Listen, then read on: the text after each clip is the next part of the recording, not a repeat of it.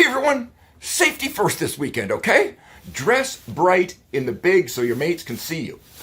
How many mathematicians in the audience yesterday? Not many, I'm thinking, because yesterday I slipped up twice. I got the first one, but I'm flat out blaming y'all for the second.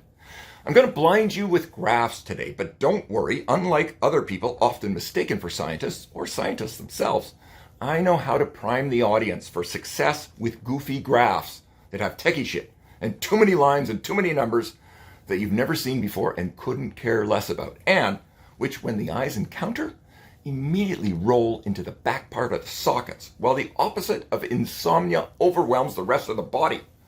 Or you just change the channel, which is what I do the moment any TV weathercast launches. Unless it's Marky Mark, because that guy, man, he knows what he's doing. And he's got more hair than me.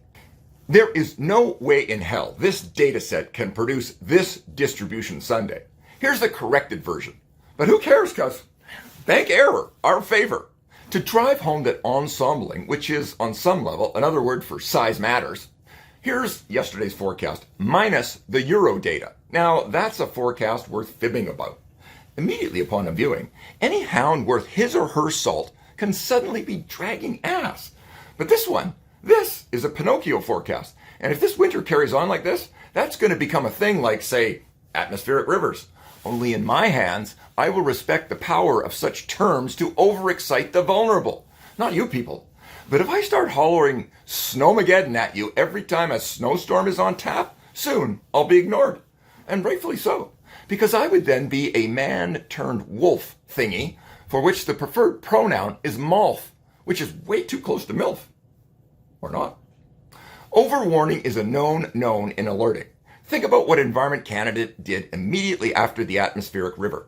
They reran the term AR, this newfangled thing no one else had heard of and which did unspeakable damage ahead of the next few storms, which were predictably of the garden variety. Nice work, fellas. Sure, they got everyone's attention and were clearly enjoying the celebrity buzz around those 15 minutes.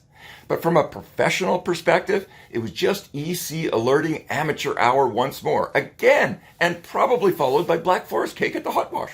That's an inside joke, which you shouldn't employ, but I like breaking all the rules. If you're asking yourself, why does this crazy hounding weatherman know all this? Because I got all my training from Environment Canada, which perfectly illustrates where the problem lies. Execution. Getting something done. True story. It took the Weather Service 25 years to split the Vancouver forecast region into 4 subregions. Not kidding. A quarter of a century. I have a copy of the project report from the 90s.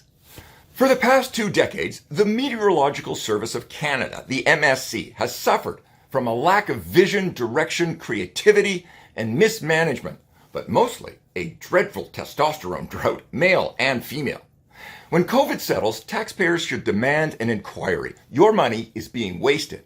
And if I've not proven that in the past few weeks, well, you cannot help a person or a government department that can't help itself. Cheerio.